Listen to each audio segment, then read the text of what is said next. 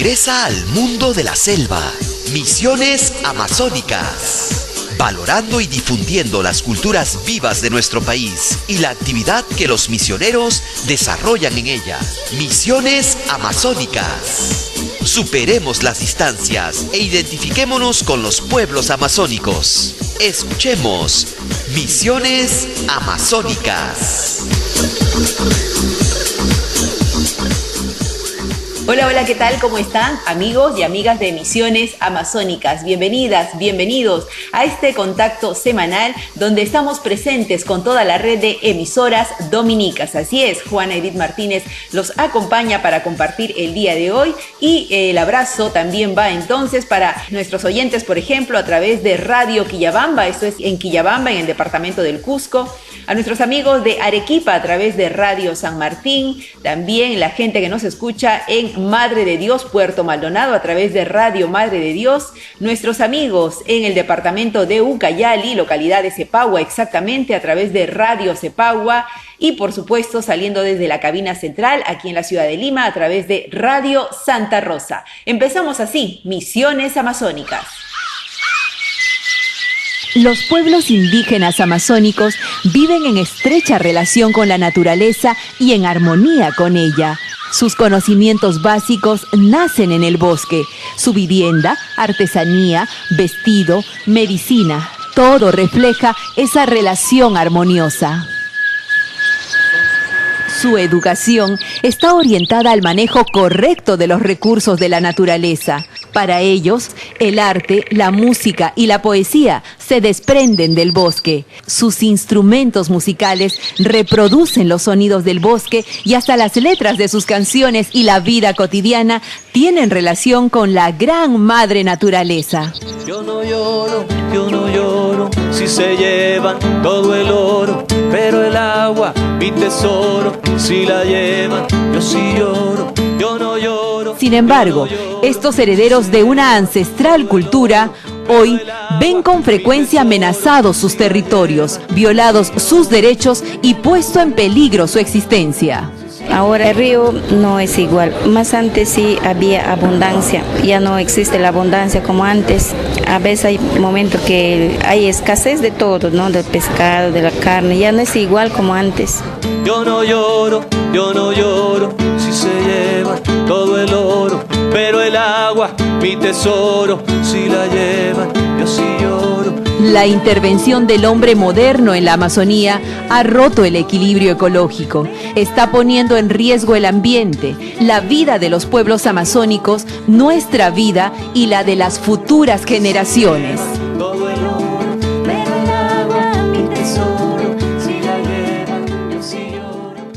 Una iniciativa de ALER y la CNR Proyecto Biocán y con la participación de radios y organizaciones comunitarias e indígenas de la región andino-amazónica.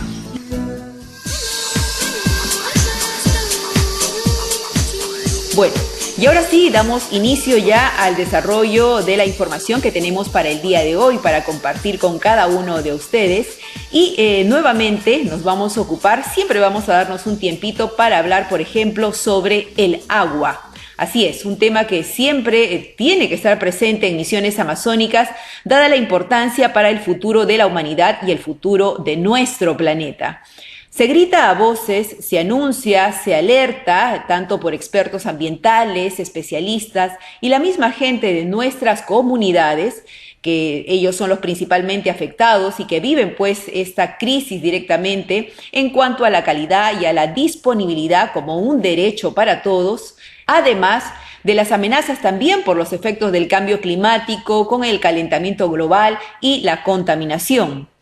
Entonces, ¿cómo no mantenernos continuamente en alerta para seguir generando conciencia y comprensión frente a esta problemática, donde el sentido de responsabilidad y la participación de cada uno de nosotros es sumamente importante?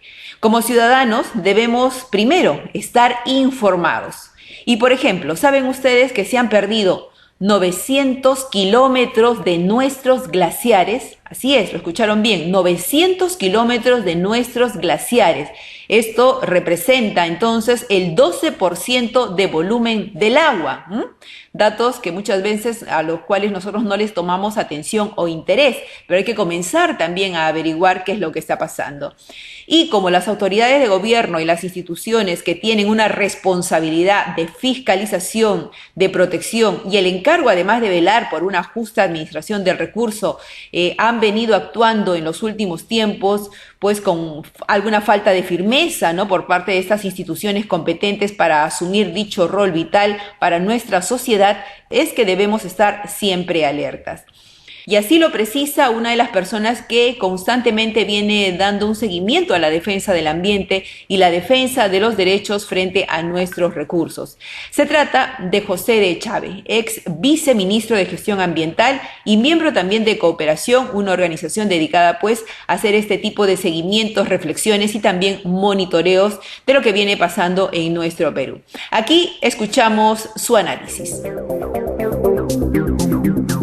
En primer lugar, sí creo que hay que subrayar el tema de la institucionalidad. Todas las instituciones que se han creado y que hacen fiscalización en relación a recursos, bienes escasos, que se están convirtiendo en bienes bastante más escasos, son sumamente débiles. Cuando uno hace análisis de encaje de la realidad actual y de lo que ha venido pasando en los últimos años con los paquetazos ambientales, la verdad no hay mucho margen para ser optimista, ¿no? Entonces, yo sí creo que en los próximos años vamos a vivir una situación bastante complicada.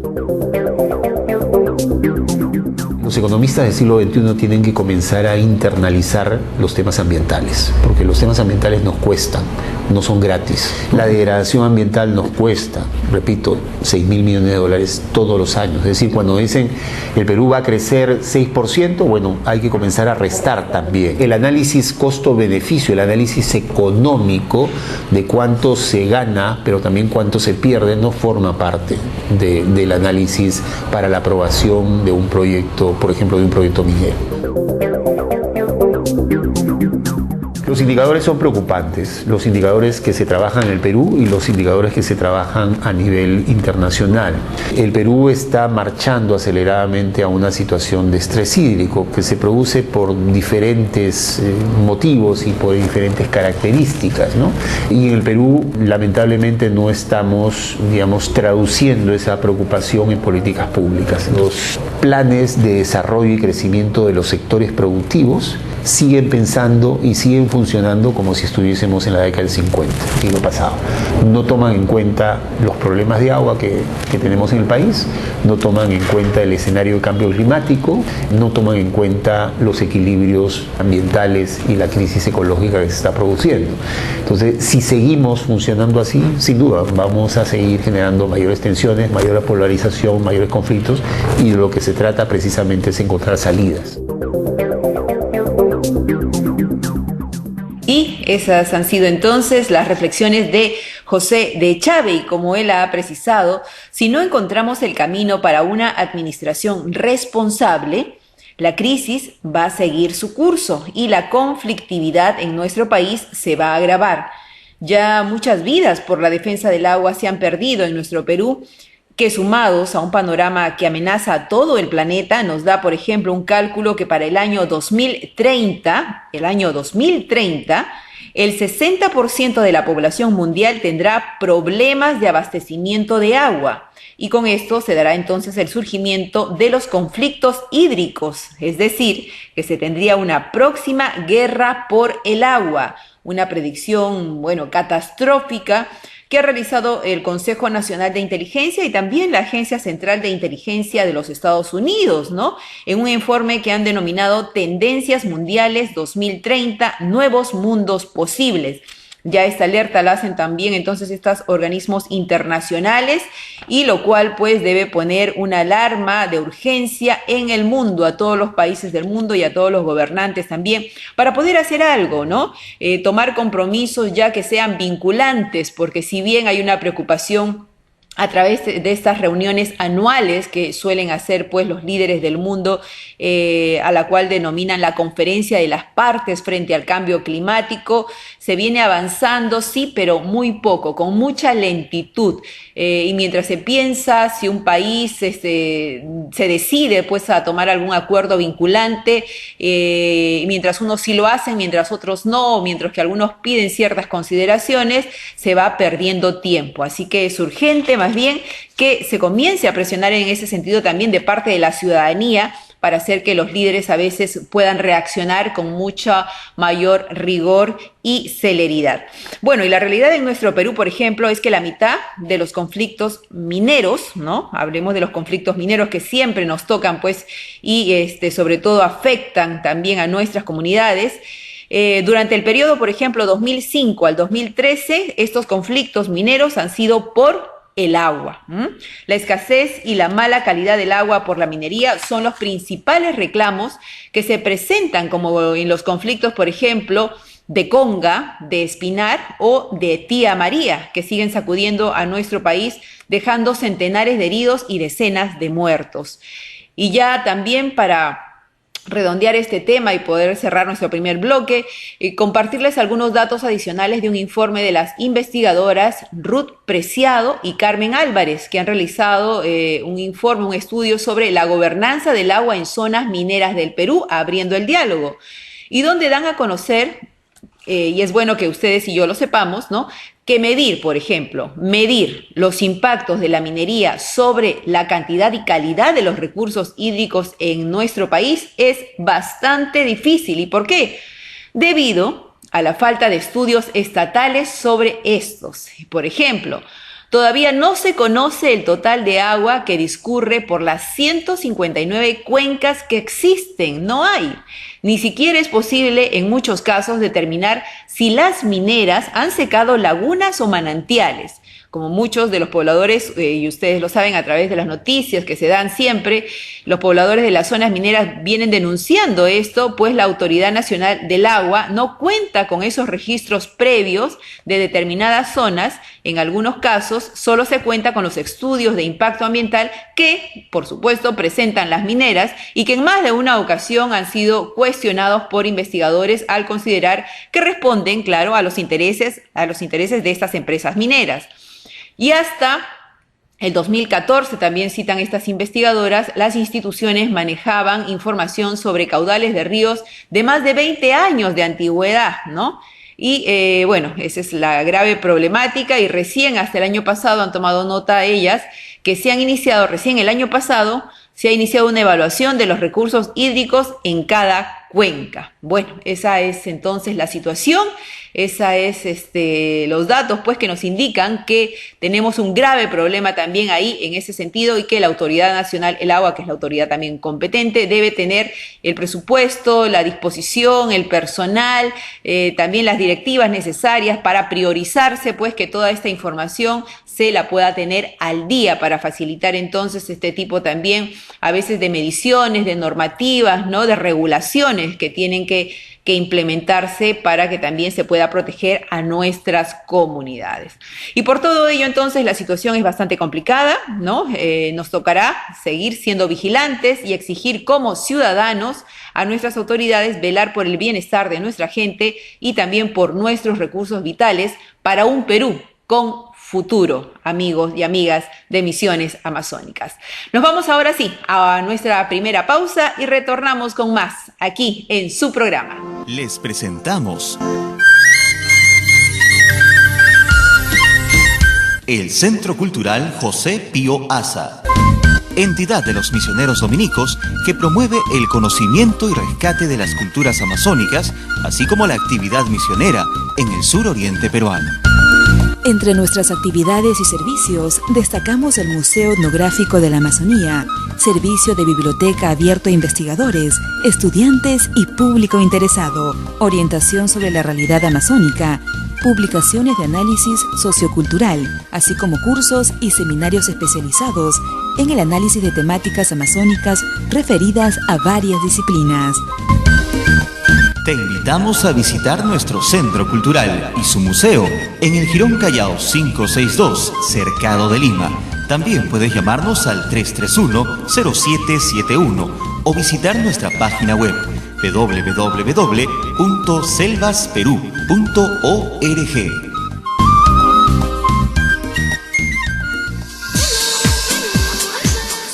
Y ya estamos de vuelta en Misiones Amazónicas, llegando al Perú a través de la red de emisoras dominicas. Y en esta oportunidad, preguntarles, ¿ustedes han escuchado hablar del subconsciente?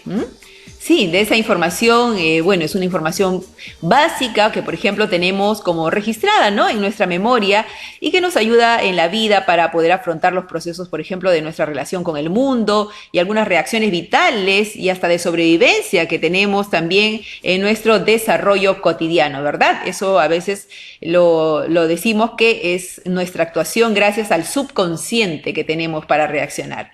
Pero ¿sabían que existe también un concepto, ¿no?, de subconsciente colectivo? Sí, hay un subconsciente colectivo del cual también se habla y que está muy ligado a los mitos, a los conocimientos y a los saberes de nuestras comunidades que se repiten y se replican de igual manera en otras partes del mundo, por ejemplo. Por eso les dicen un subconsciente colectivo, porque se replica en otro lugar.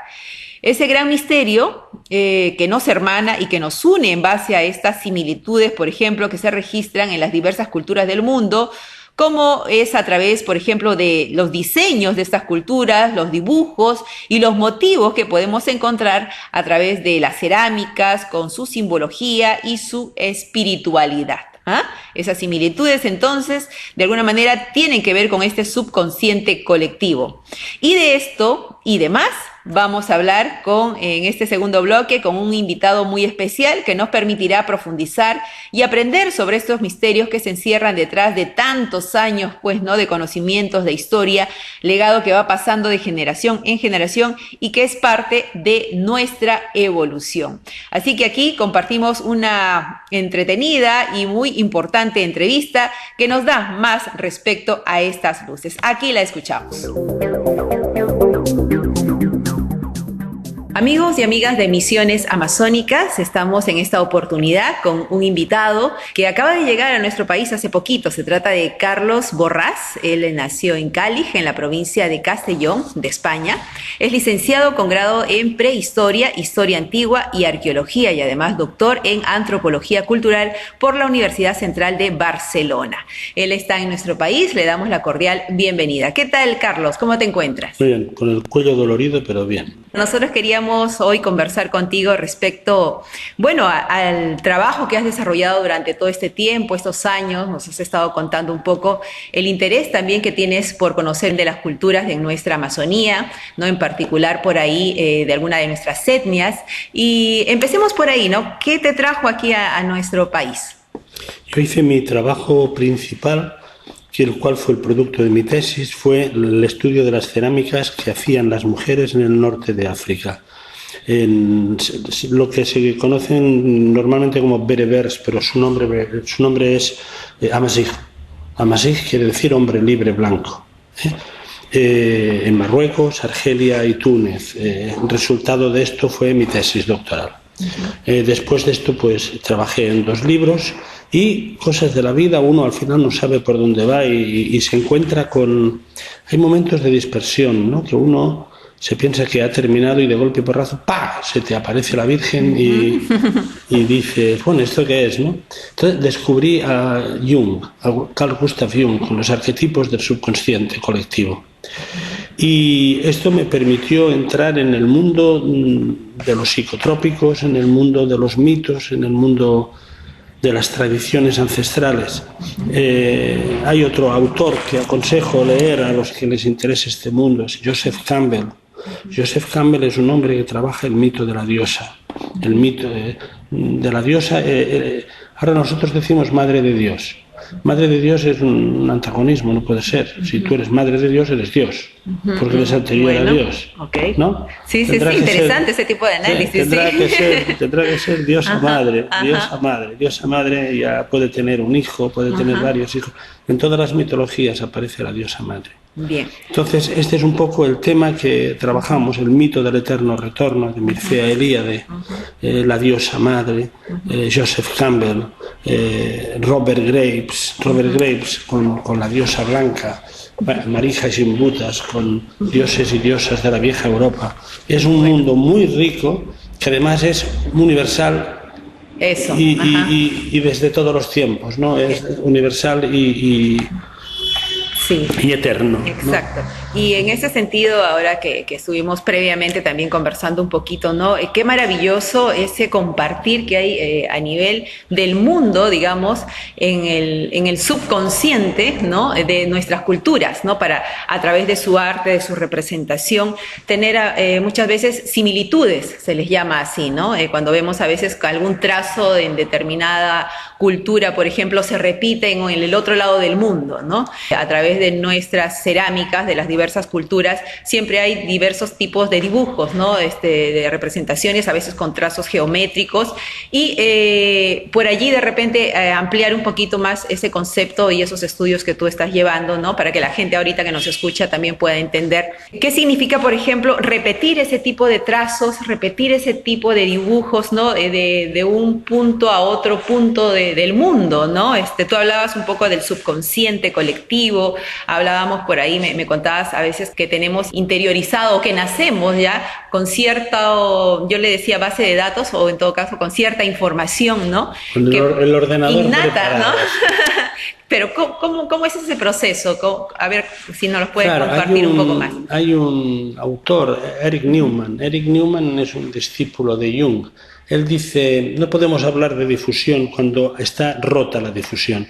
Si entre A y C, que tienen los mismos diseños, B no tiene ningún diseño, es que no ha habido transmisión.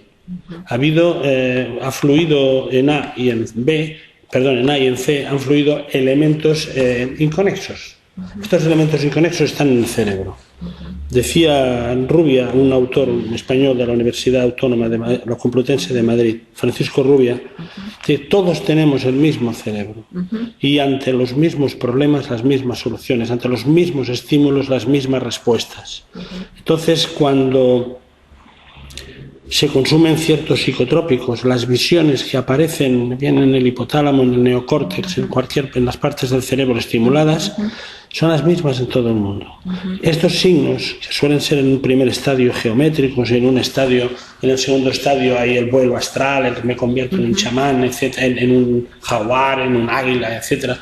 En el tercer nivel salgo de mi cuerpo y viajo a través de un túnel con una luz en el fondo. Y que tú sabes que es una práctica que mucho se habla acá, ¿no? Sí, a través de la ayahuasca y todo esto, ¿no? Hay una fotografía que después puedes ver, hay un cuadro del Bosco que se llama Ascensión al Epíreo, es creo que es del 1540 y algo. Está representado exactamente el túnel con las almas que se llevan, los ángeles que se llevan las almas al más allá.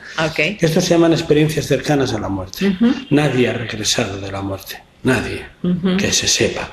Nadie ha regresado. A lo mejor hay algún camuflado por aquí, algún zombie que ha regresado a la muerte, pero normalmente no. Científicamente, la gente no regresa a la muerte. Sí. Pero sí llega a experiencias muy cercanas a la muerte. Yo hablé una vez con un alcalde de un pueblo de Chile hace años, no voy a decir el pueblo, y él me explicó que había estado en coma durante mucho tiempo y un día se encontró con un vecino allí en el más allá y le dijo, yo no te voy a votar nunca porque no sé qué, iba con un cochazo y como no te voy a votar no te vas a subir en mi coche y no te voy a llevar a la luz. Total, este hombre salió del coma. Dice, gracias a que no me llevó y que no era de mi partido, ¿sí? estoy vivo. Y él me explicaba las mismas experiencias cercanas a la muerte que explican todos. Estas experiencias cercanas a la muerte, estos se llaman ECMs, en el último nivel el cerebro ante el terror horrible que es la muerte emite endorfinas. La endorfina es una droga dulce, una droga amable, una droga que te llena de amor y de fraternidad. Toda esta comunión con el cosmos que suelen tener la gente que llega a esta experiencia viene explicada por esta emisión de endorfinas. Bien, por ahí van los tiros un poco. Pero los chamanes comunican con los espíritus que hay en el inframundo y en el supramundo. Es curioso, hay en Sevilla una sala de arte, el Museo de Bellas Artes de Sevilla. en el cual todos los cuadros están estratificados. Estratificados quiere decir que en el submundo viven los espíritus malos, en el supramundo vive el Dios majestuoso y debajo los espíritus buenos, debajo los ángeles, los querubines, las potestades, y en el medio vivimos nosotros, a ver qué pasa si nos caemos o nos subimos, ¿no? Pero esto es una fórmula eterna, aquí también aparece. Cuando los Shipibo o alguien pinta, también pintan esto, es lo mismo en todos los sitios.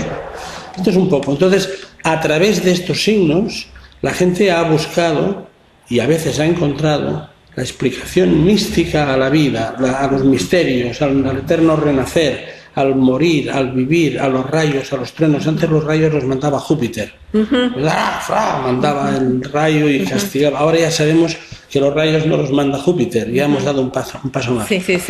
Un poco así, ¿no? Y muy interesante, ¿no? Que se puedan lograr este tipo de aterrizar este tipo de conocimientos, ¿no? De exploración.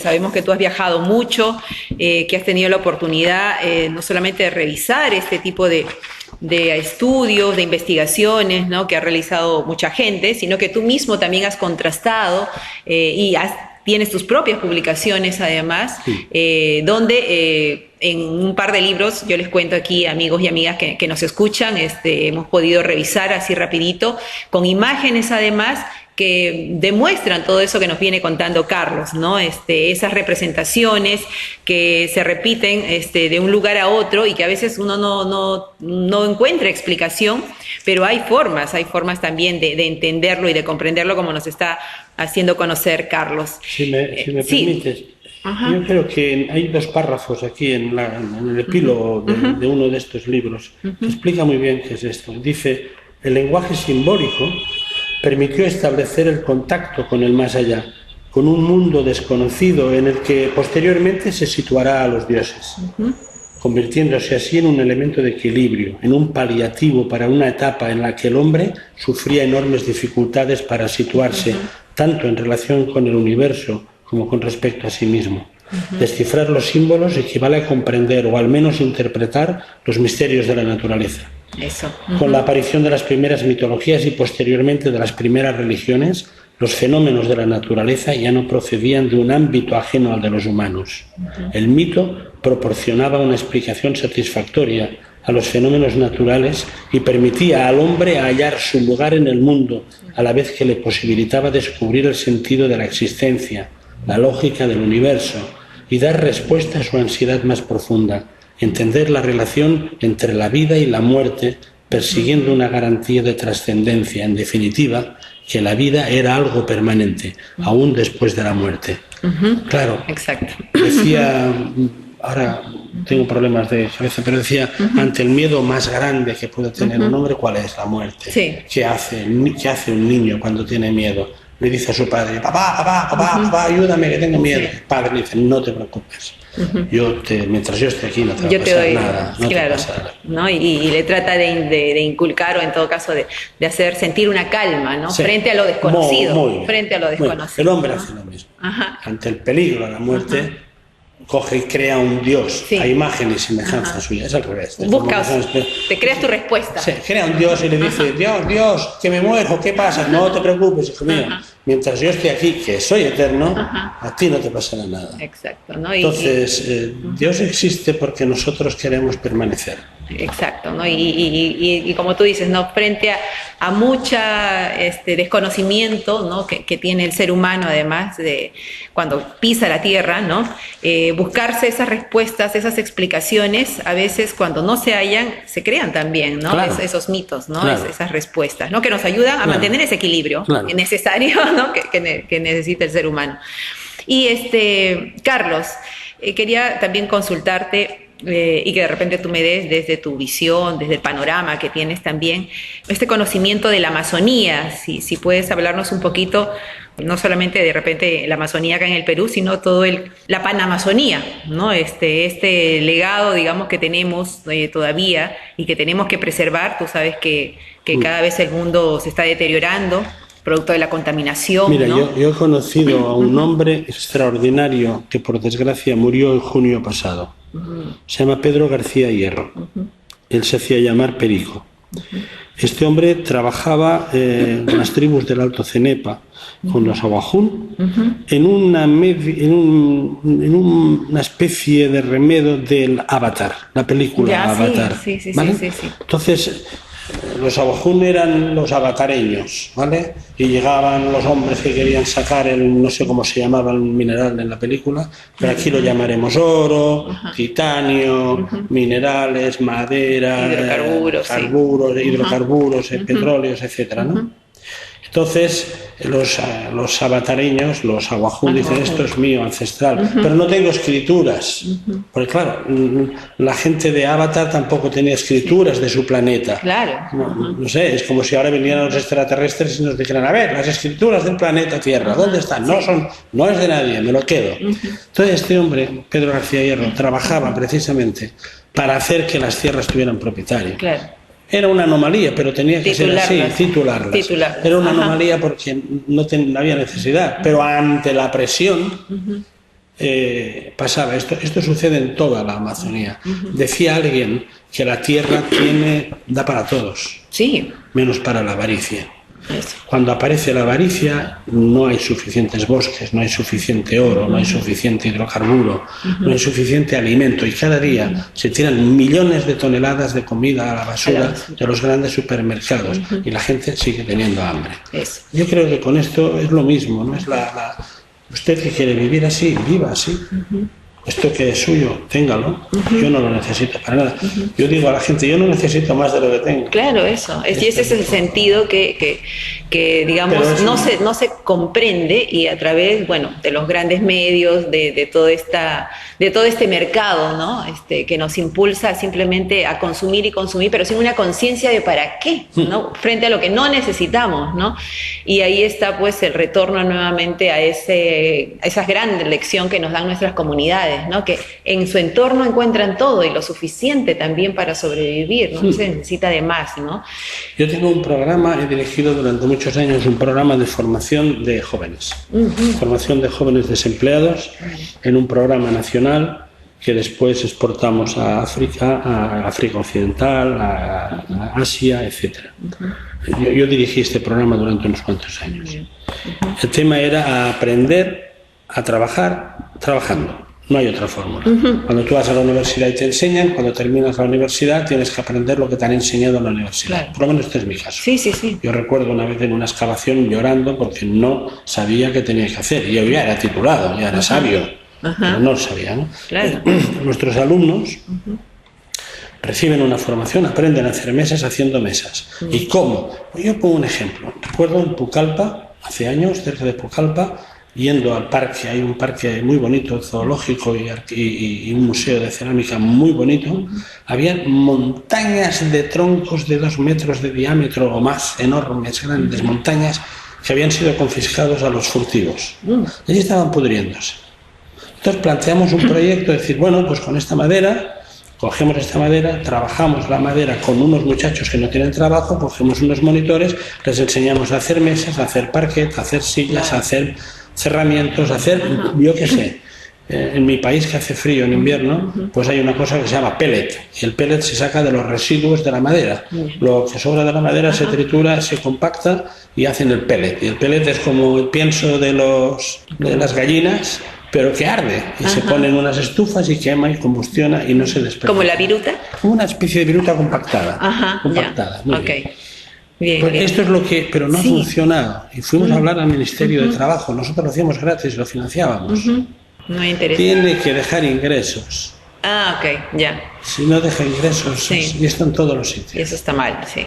No hay forma de que a veces esas experiencias o las buenas iniciativas que se toman a veces no son consideradas o no, como dice, dentro del sistema al que tenemos que estar. Nos hacen acostumbrar. Hay un tema que no hemos tratado de esto que hablábamos antes, es el tema del subconsciente. ¿Cómo se llega al subconsciente? Regresemos para redondear ahí la idea. ¿Cómo se llega al subconsciente, no? Cuando un niño no ha oído hablar antes de los 2 años, 3 años, un niño que ha vivido marginado en la selva, no ha tenido contacto con los parlantes, cuando vuelve a la sociedad, si alguien lo recupera, vuelve a la sociedad, no es mudo ni es sordo, pero no puede hablar.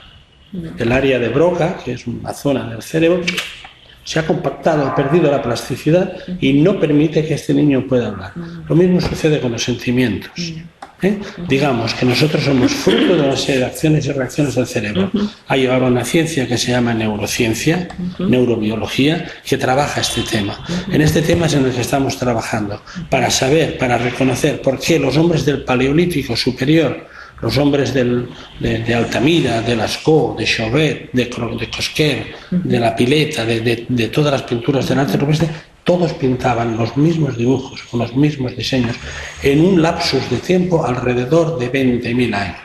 Desde el 30 y pico hasta el 10.000. En el 10.000 entramos en el mundo neolítico y los mismos motivos siguen representándose ahora sobre las cerámicas, sobre las paredes de las casas, y después entramos en el mundo de las ciudades y aquellos chamanes se han convertido en sacerdotes y los sacerdotes ahora son intermediarios entre los dioses, no entre los espíritus, entre Dios y los hombres.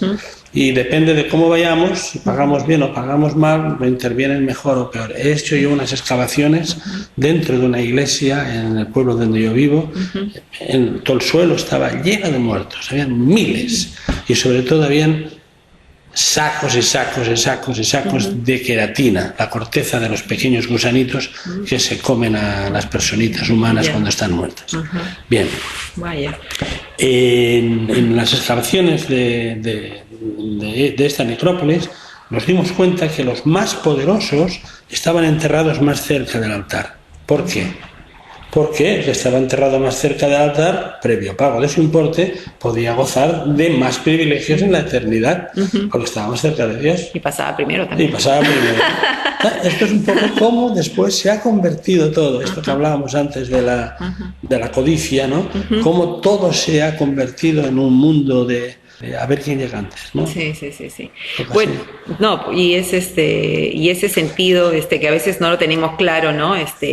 Dice mucho también del ser humano y hacia dónde va, entre esa línea, ¿no? Del equilibrio y del bien y del mal, ¿no? Que está instaurado además en nuestro chip, ¿no? De alguna manera también a través de las culturas. Bueno, Carlos, un gusto conversar contigo, conocerte además.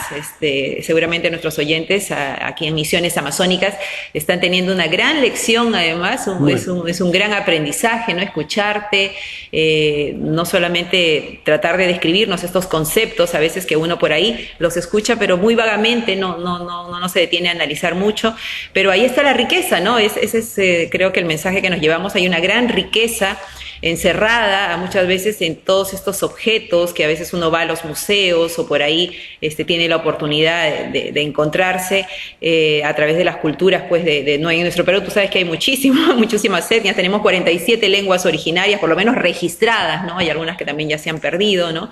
Y hay un trabajo por hacer, ¿no? Los chicos también que nos escuchan, seguramente los chicos universitarios que estén de repente muy ligados también a este tipo de estudios, hay mucho, sobre todo todavía por averiguar, ¿no? Hay mucho por analizar, y Carlos aquí comparte con nosotros alguna de sus experiencias.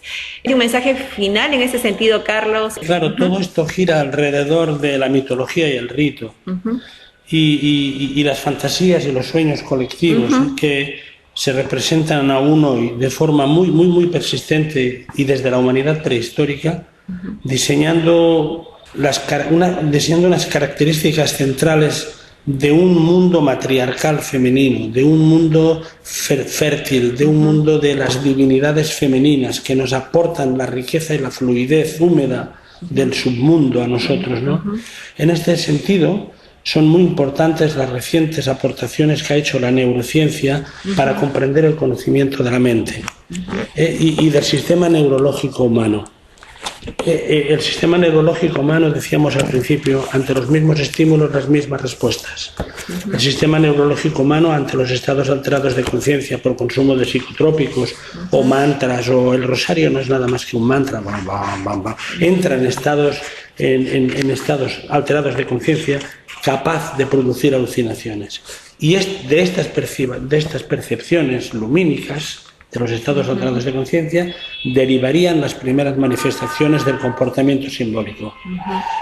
Y este comportamiento simbólico se plasma en diseños de forma universal. Hoy, si nos vamos por la calle y os fijáis, veréis que las mujeres visten con rombos y los dibujos son rombos con un punto dentro. El famoso nosotras parimos, nosotras decidimos, es un rombo. Ven, toda la fenomenología de esta creación femenina sigue viva y actual hoy en día. Es como si no hubiera evolucionado, como si estuviéramos anclados en un mundo atávico prehistórico. Muy bien. Carlos, muchísimas gracias. A vosotros. Gracias por tu tiempo, gracias por venir a nuestro país, por estar interesado también en seguir investigando en ese sentido todo este tipo de información que nos comunica, nos dice algo, ¿no? Y sobre todo también a ayudarnos a comprender que tenemos que ver más allá a veces de lo evidente y que esa forma de análisis nos va a permitir seguramente seguir evolucionando, ¿no? En adelante. Gracias por tu visita, no será la última oportunidad. Esperamos que también a tu regreso, seguramente ahora que visites y hagas tu trabajo aquí en el Perú, puedas compartirnos y darnos algunos alcances de lo que has logrado también encontrar por ahí. Gracias y bueno, éxitos en tu trabajo. Muchas gracias. Les presentamos el Centro Cultural José Pío Asa, entidad de los misioneros dominicos que promueve el conocimiento y rescate de las culturas amazónicas, así como la actividad misionera en el suroriente peruano. Entre nuestras actividades y servicios, destacamos el Museo Etnográfico de la Amazonía, servicio de biblioteca abierto a investigadores, estudiantes y público interesado, orientación sobre la realidad amazónica, publicaciones de análisis sociocultural, así como cursos y seminarios especializados en el análisis de temáticas amazónicas referidas a varias disciplinas. Te invitamos a visitar nuestro centro cultural y su museo en el Jirón Callao 562, Cercado de Lima. También puedes llamarnos al 331-0771 o visitar nuestra página web www.selvasperú.org.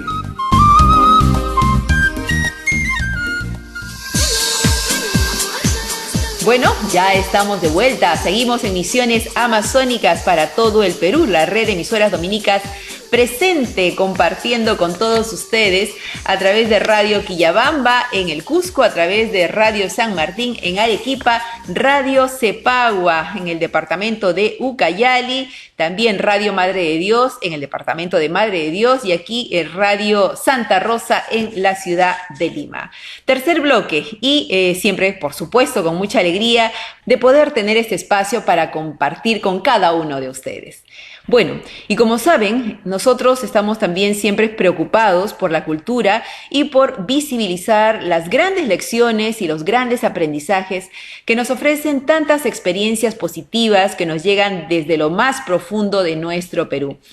Esfuerzos muchas veces silenciados, ¿no?, de hombres y mujeres que buscan preservar y promocionar la gran diversidad que tenemos aquí en nuestro país.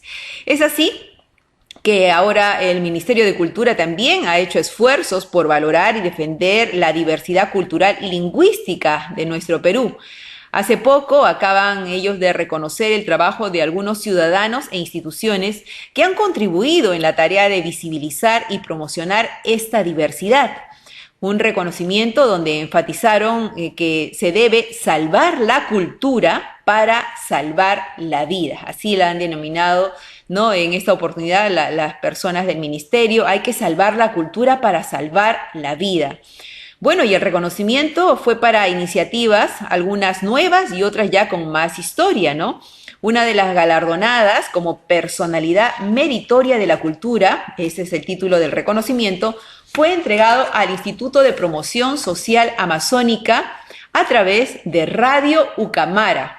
Radio Ucamara se ubica en Nauta, es una pequeña localidad ubicada en las orillas del río Marañón y queda a unas 2 horas yendo en auto hacia la ciudad de Iquitos, esto es en el departamento de Loreto. Y se trata de una Radio Ucamara, una radio que trabajada, ¿no?, por indígenas del pueblo Cucama. Tomen nota de eso, del pueblo Cucama. Ellos están afianzados en el territorio indígena de este pueblo y que está pensada y proyectada desde el pensamiento indígena, ¿no?, tal como lo señalan también parte de sus objetivos. Leonardo Tello Imaina, Él es director de Radio Ucamara y recibió el premio en representación de esta iniciativa cultural.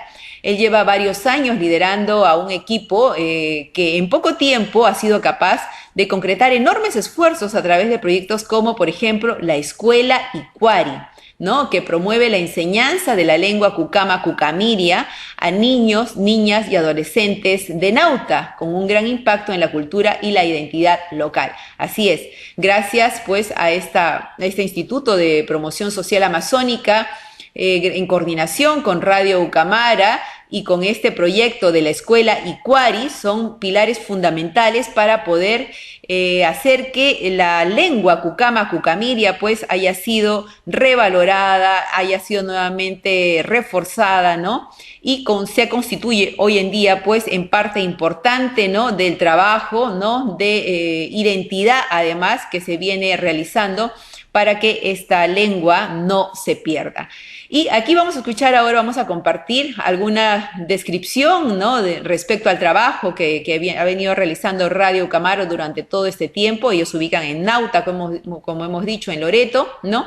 Y Leonardo Tello Imaina comenta, ¿no?, y nosotros lo compartimos en un diálogo que tuvo también, en algunas palabras que dirigió a la mula.p y que nosotros tomamos para compartir con ustedes. Adelante, por favor. Awati panguara, itzi awati panguara, ira pacainukwa, awati panguara, ira pacainukwa, awati panguara. Radio Ucamara empezó en 1992 en Nauta, territorio Cucama. Inicialmente fue una radio dedicada a la pastoral de la Iglesia Católica, una radio de la Iglesia Católica, ¿no? Y después, en el año 2003-2004, toma un rumbo radical, ¿no?, en la política comunicacional para trabajar temas relacionados con pueblos indígenas y la situación que se está viviendo en la zona.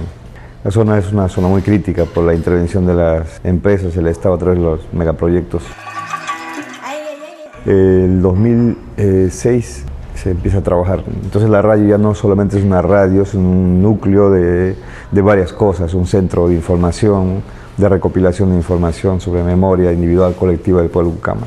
Y abre una escuela para revitalizar la lengua cucama que está desapareciendo, solamente la hablan ancianos. Y los trabajos de investigación ayudan un poco a pensar políticamente, culturalmente, educacionalmente, pero sobre todo comunicacionalmente, ¿no? Cuando a mediados del siglo pasado entró la escuela, una de las primeras premisas fue desaparecer las lenguas indígenas, ¿no?, y todo lo que significaba la vida y las prácticas culturales de los pueblos.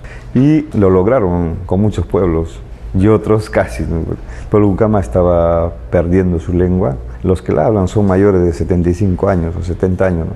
Entonces, en 10 o 15 años esa generación se acabará. Entonces, unimos esta generación con los niños, adolescentes, para trabajar primero el componente racial o exclusión social de los pueblos indígenas, ¿no? Nos parecía importante que antes de pensar en revitalizar una lengua, una cultura o identidades, primero hay que trabajar ese tema, el tema racial y la exclusión de los pueblos indígenas, ¿no? Hasta el año 2000, en la zona por lo menos no ha habido denuncias de derrame de petróleo. Se sabía, pero nunca se conocía la gravedad de cada derrame, ¿no? Porque son más de 40 años de contaminación. Entonces, los derrames más recientes, que son los más pequeños que ha habido a lo largo de esos últimos 40 y tantos años, han sido en la zona del Marañón, en Cuninico, en junio del 2014, y en noviembre del 2014, 2.500 a 3.000 barriles de petróleo en el primer lugar, y 7.000 a 7.500 ahí cerca nomás, ¿no?, en el oleoducto. Entonces eso no ha cambiado. Ahora, con las intervenciones que ha hecho Petroperú y toda la información que ha dado hacia afuera, cuando visitas la zona es desolador, ¿no? Una zona rica en pescado y que era la fuente nutricional y además económica de la zona, ahora ya no existe. El pescado, lo poco que pescan sabe a petróleo. Los que saben o huelen menos a petróleo son los que se comen, pero están contaminados. Nosotros de la radio hacemos un trabajo de acercamiento a la memoria para entender los argumentos más culturales, más profundos, de cómo entablar una demanda, por ejemplo, por el tema cultural, ¿no? Pero no es un trabajo fácil, no es solamente que la radio lo investiga, sino cómo haces que la gente se convenza de que eso es así, de que es posible hacerlo. Toma tiempo hacerlo, pensarlo, investigarlo y producirlo. Los cucamas venimos de los tupí guaraní, ¿ya? Del tronco lingüístico, que han migrado por toda la Amazonía, ¿no? Y una nación muy extensa, y que parte de ese gran pueblo es el pueblo cucama. Está ubicado más o menos en el centro del territorio, en el Bajo Marañón, pero también en el Huallaga, en el Bajo Ucayali, que fue originalmente el territorio de los cucamas, y una parte del Amazonas, Nanay y Taya. Comunidades compartiendo el territorio con otros pueblos indígenas, ¿no?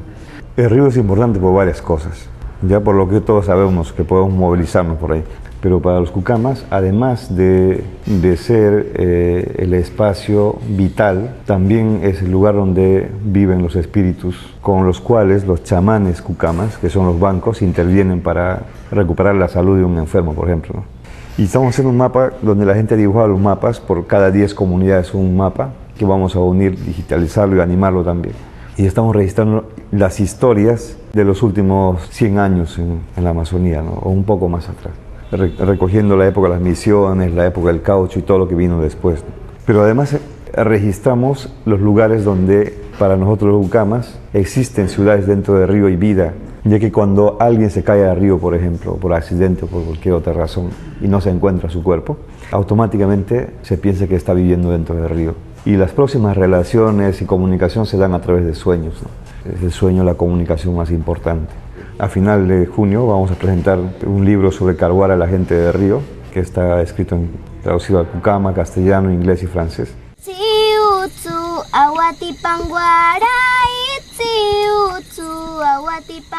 Bueno, qué buena experiencia, ¿verdad? Una radio pues que está cerca a su comunidad trabajando, ¿no? Y ayudándoles también, por supuesto, ¿no? A tener esa conciencia, porque Radio Camara además da oportunidad también a los pobladores mismos para que ellos sean parte también del equipo de trabajo de esta radio. Es una radio entonces que está muy ligada también a su gente, a los cucama, cucamiria.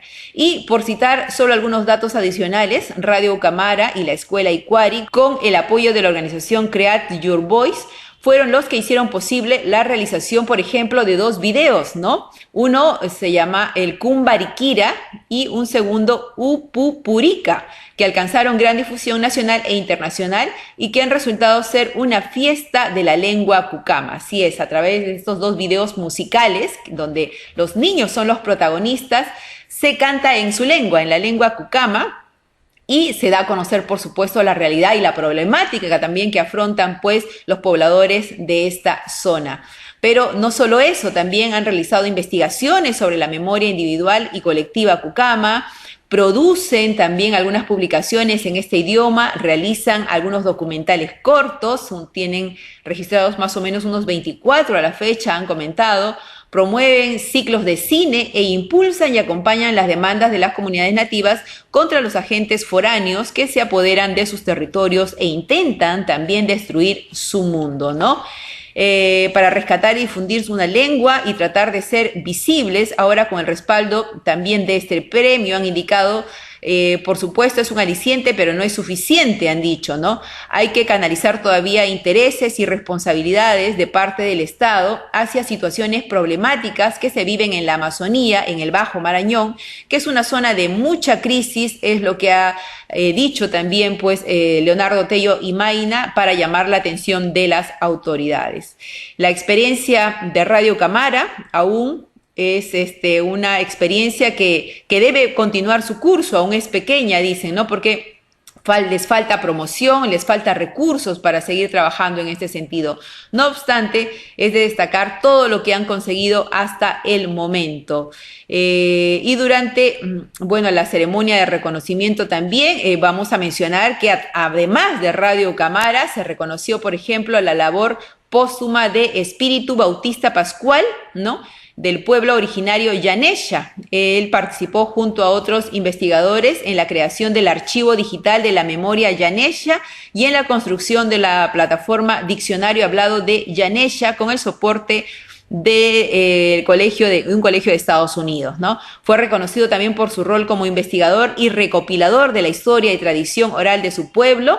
En colaboración con el Instituto del Bien Común, lideró el mapeo del espacio histórico y cultural de los Yaneshas y participó en la elaboración de la serie de videos por donde andaban nuestros ancestros, ¿no? Entonces son reconocimientos, ¿no?, que se han dado por parte del Ministerio de Cultura y de alguna manera pues destacamos nosotros la labor de Radio Ucamara porque es una emisora que así como también tenemos aquí a la red de emisoras dominicas, se sabe de la importancia también del rol desde la comunicación, de estar cerca y de dar voz a veces a las comunidades que no tienen voz, de visibilizar su realidad, de visibilizar su problemática para que la gente en el Perú sepa de nuestros hermanos y hermanas, sepa de sus necesidades, tener esa pequeña misión, ¿no?, de acercar hacia las autoridades también esta realidad para que se puedan tejer estos vínculos y se pueda accionar algunas veces de manera con más prontitud y celeridad para llegar a ellos, ¿no?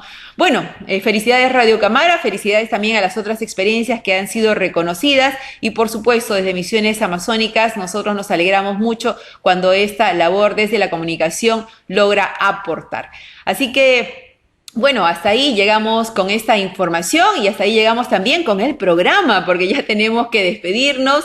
Se terminó pues la hora. Nosotros agradecerles siempre por la atención, por la preferencia, por la sintonía y con más retornaremos la próxima semana. Que estén bien, un gran abrazo. Hasta pronto. Hemos presentado Misiones Amazónicas, un espacio radial producido por el Centro Cultural José Pío Asa. Los esperamos en el siguiente programa, en el mismo horario.